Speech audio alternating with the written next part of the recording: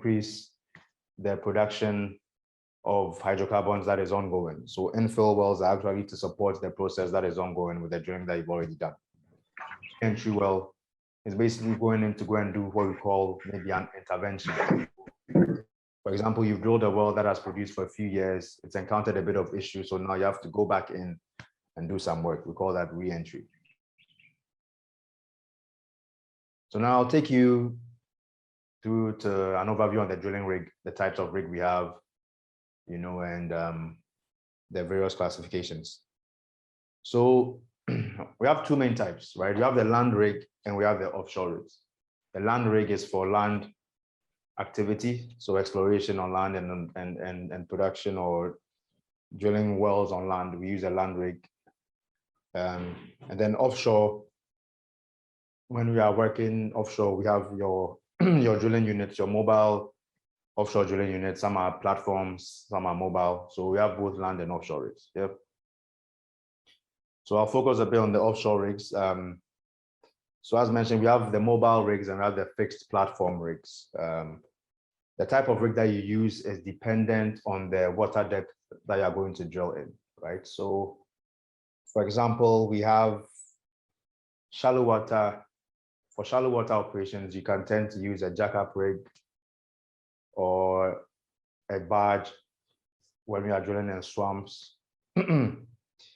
As we go further deeper, you tend to use can use a semi-submersible rig. That is a rig that has pontoons and is semi-submerged into the ocean.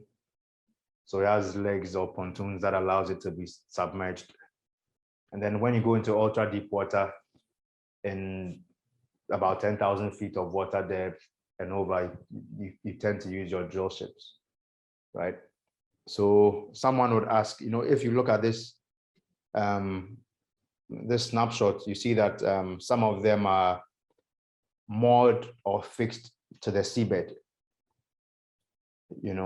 so that is also very important. So sometimes, for example, this picture here, you see that the semi-submersible rig, sometimes it can be moored to the seabed, whereas the drill ships, it uses dynamic positioning where it has thrusters underneath of the drill ship to help maintain its surface location. So it also communicates with the satellites to ensure that the surface location, which deals with the longitude and latitude, is always maintained. So sometimes for the ultra deep water, when we are performing, we use drill ships, and those are stationed using dynamic position.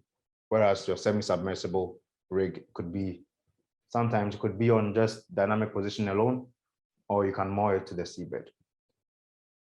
For example, your jackup rig, your jackup rig has legs, what we call them the cantilevers.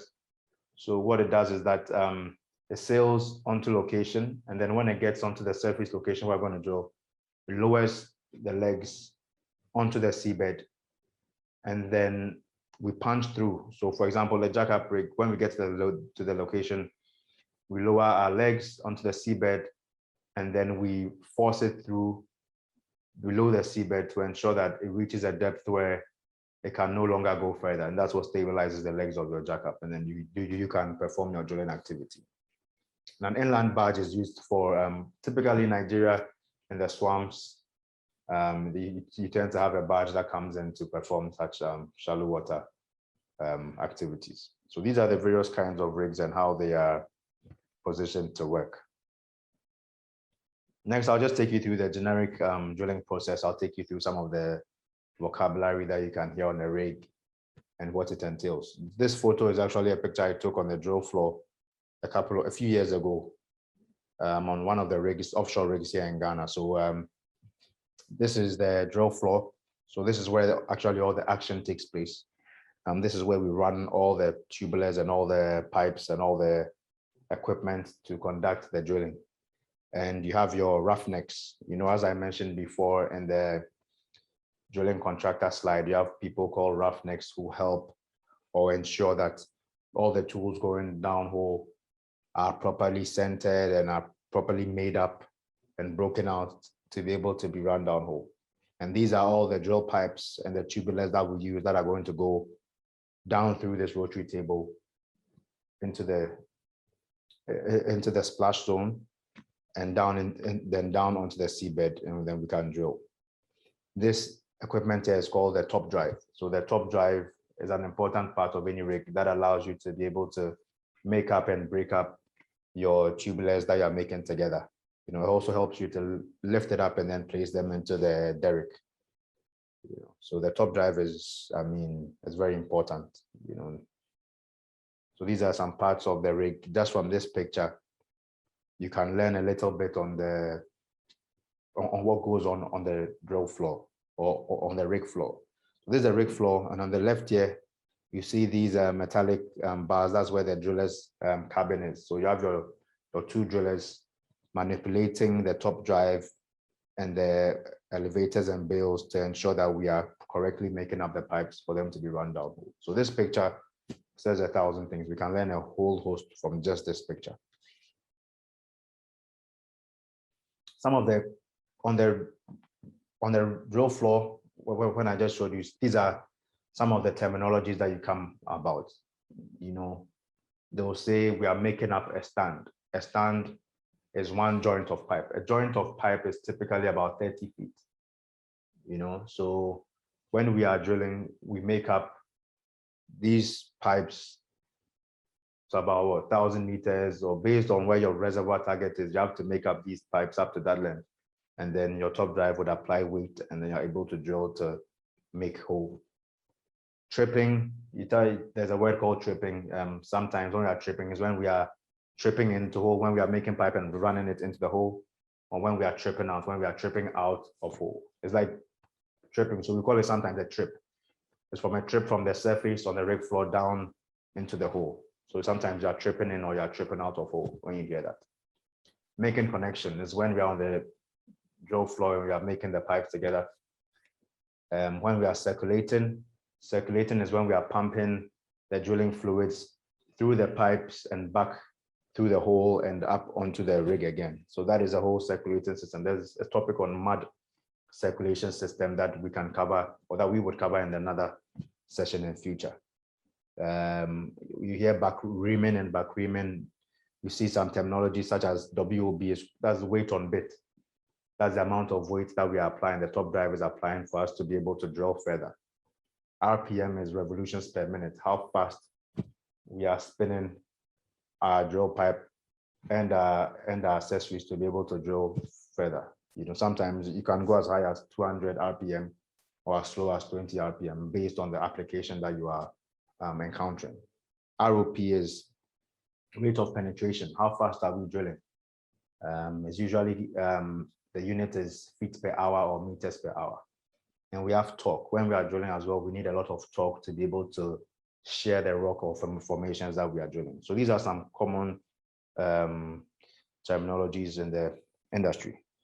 So I'll take you through some of the components as well. I showed you in the picture, you saw some drill pipes that were stacked up in the derrick, but it's not only drill pipes that we use when we are doing the drilling process.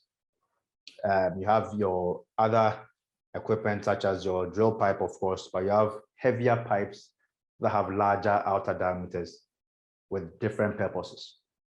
Example, apart from the drill pipe, you have your heavy-weight drill pipe and you have your drill collars. These are able to give you more weight so that when we are drilling very hard formations, you can use your collars at some points to be able to apply higher weight for you to be able to drill further to that target that has been pre-planned.